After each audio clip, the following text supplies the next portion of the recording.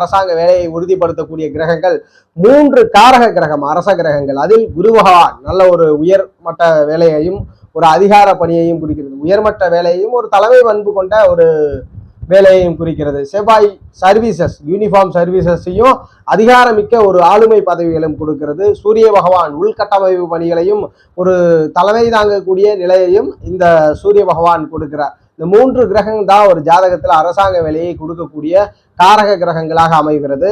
உங்களுடைய சுய ஜாதகத்தின் அடிப்படையில அரசாங்க வேலை ஒரு ஜாதகருக்கு உறுதிப்படுத்தக்கூடிய ஆதிபத்தியம்னா 2ஆம் ஆதிபத்தியம், 6ஆம் ஆதிபத்தியம், 10ஆம் ஆதிபத்தியம். 2ஆம் ஆதிபத்தியம் கூட குடும்பத்துல யாராவது அரசாங்க வேலையில இருந்துடலாம்.